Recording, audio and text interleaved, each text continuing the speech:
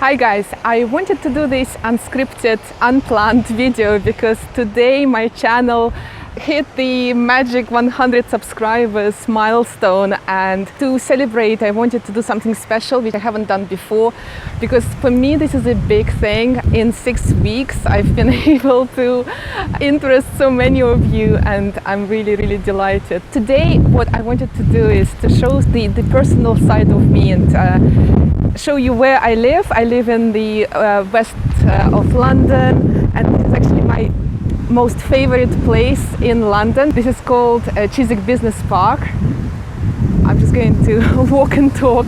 It's really windy today. Also, I wanted to share with you something that I haven't really shared on social media or anywhere else before, and that is the reason why I left dermatology.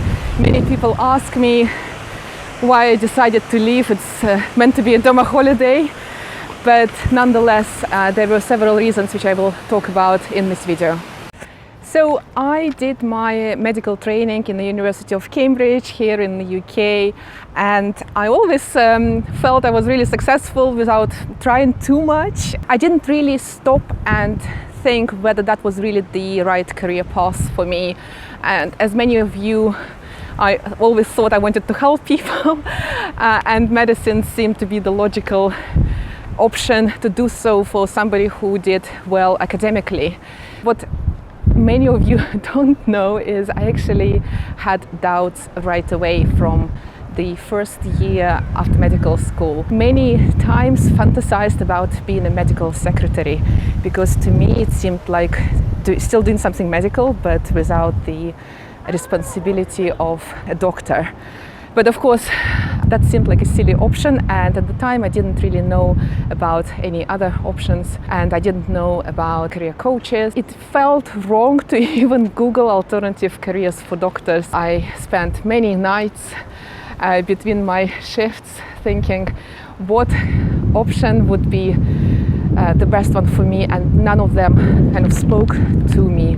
At one point I had a car accident because I was so unhappy and I actually wanted for something to happen to me, and that was a really sad moment, because now retrospectively I realized that I brought it upon myself. Every day I used to tell myself, at the time I was doing an A&E rotation, and I kept thinking, I wish I break a leg or something happens to me so that I don't need to go to my next shift. And guys, if anybody is in this situation, this is not healthy. And it was a big sign which I missed, and then in the end I did have a car accident and my car was written off.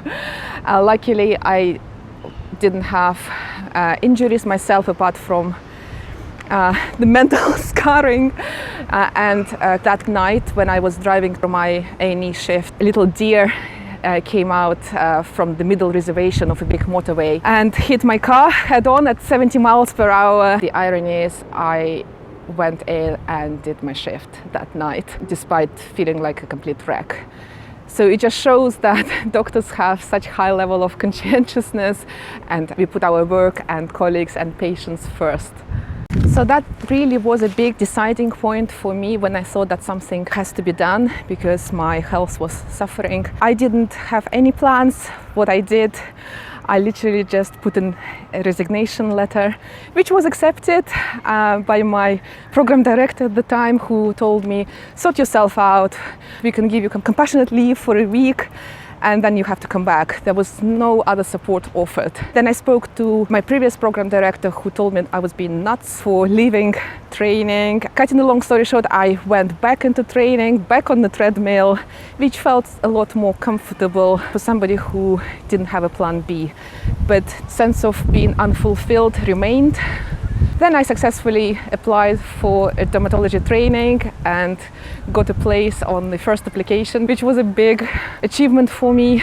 Very quickly, within, I would say, few weeks, I realized I was in the wrong place, being a dermatology registrar. And today I really wanted to share with you how I made that really difficult decision to give up dermatology training.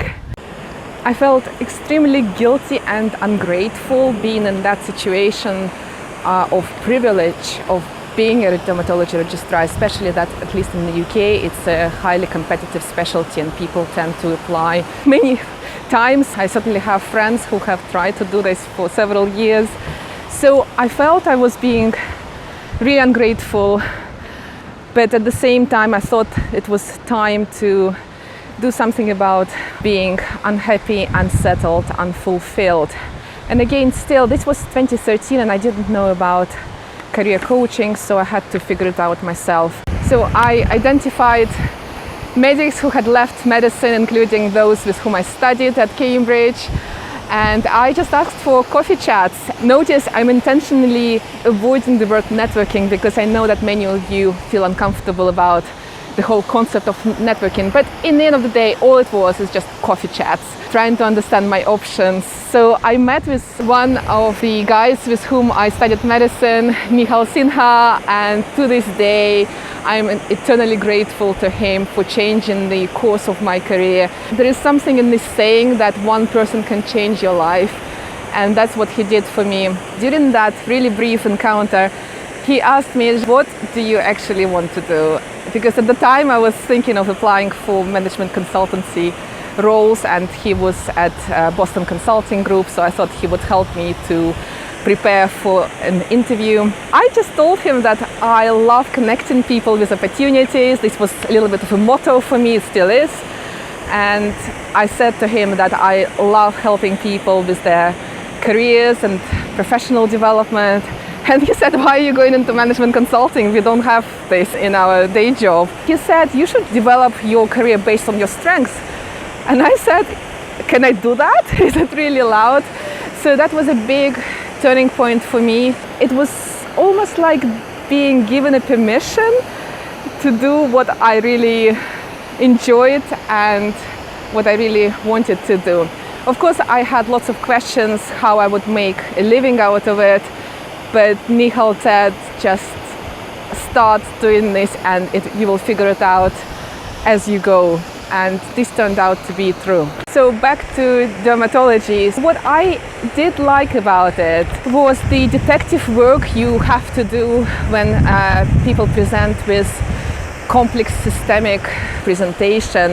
And I loved the fact that pretty much any system in the body can present as a dermatological manifestation. It was amazing to be able to put the jigsaw pieces of the puzzle together and often be called by the medics, for example, to try and help them to figure out what the rash is. I did love it. I did really enjoy this detective work and the clinical element. I also liked my colleagues a lot, but at the same time I realized that I wanted to help people who are healthy. It sounds really strange, like why did I go into medicine if I wanted to help healthy people? Of course, I didn't have that realization right away when I first got into medicine. Over time, I realized what really makes me feel like I'm in flow is supporting people, whether that's colleagues or friends, not patients, with decisions about careers, decisions for professional development. I just love that so much more than learning medical facts and reading scientific journals.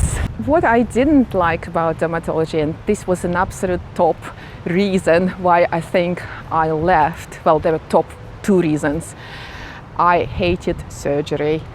And I never realized before getting into this specialty just how surgical it can be, or I guess in some dermatological units across the country you will be more surgically focused than in others. I happened to end up in a very surgically focused unit. That was a big shock for me.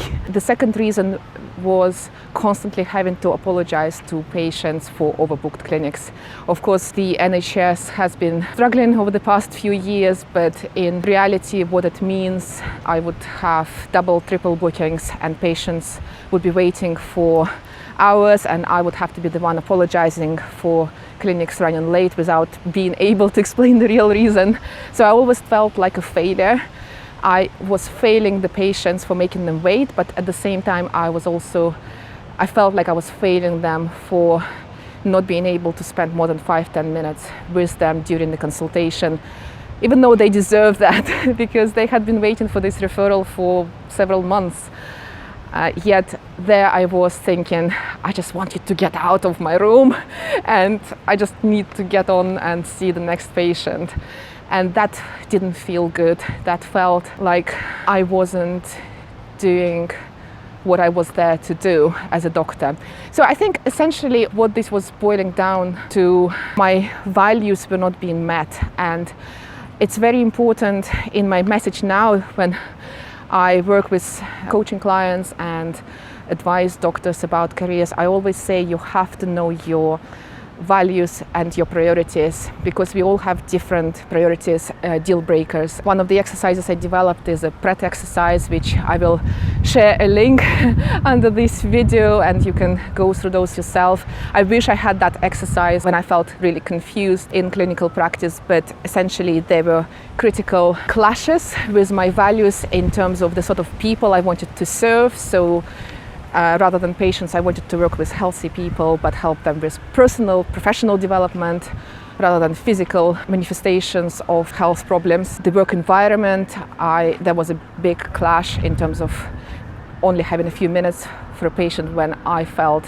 I wanted to give them more of my time. And many other things you will discover where this clash lies if you do that PRET exercise. The real light bulb moment for me was when once I was sitting in my consultation room at 8 p.m. in the evening on a Friday, thinking that I'm the last one in the building. I was just dictating letters and making referrals for the patients I had just seen in a busy clinic, and I wasn't able to keep up with the dictations during the clinic, so I had to do it in the evening. And the big eureka moment for me was when I came downstairs to pick up my coat.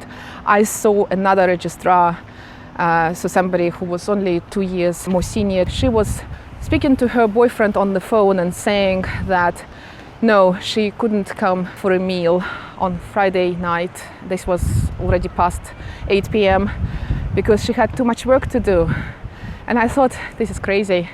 This is dermatology and you're not even on call and you cannot join your partner on a Friday night. So when you look at your seniors, ask yourself, is this the sort of role you want to be doing in 2, 5, 10 years time? And if you have doubts about that, that's a big sign that you might wish to reconsider. And that's what happened to me. And cutting the long story short, I then retrained as a career coach. I did a 1-year coaching qualification and set up a private practice supporting career questioning doctors who wanted to make changes in their career. I support doctors who want to move into a non-clinical role, and they could be doing this by either having that role alongside clinical practice or leaving medicine altogether. Apart from private practice, I also worked for a number of years as a freelance career coach for the professional support unit at Health Education England, and I also worked as a career advisor at Queen Mary University of London. Been in executive search or headhunting for the past 3 years, which I have really enjoyed. I still have this full-time job, as well as juggling motherhood as a single mom and doing those activities to support career questioning doctors as well. So forgive me if my videos are not always polished. It takes a lot of time to research how to do videos properly. But I'm glad that I've even just started. It was a big milestone for me, for my personal development, because I thought I would never get on YouTube. It felt too exposed. So in terms of the future for this channel, as well as my Facebook group, which grew from 0 to over 100 in just 1 month, the main focus is to help you guys who are questioning your careers and who would like to think about alternative options for doctors. The focus is not so much to tell you what you could do, although this also is a big part of what I do, but how to do it. Many people will tell you do this, do that, or just go into pharma or just network, but hardly anybody tells you exactly how to do it. And this is where I aim to bridge this gap.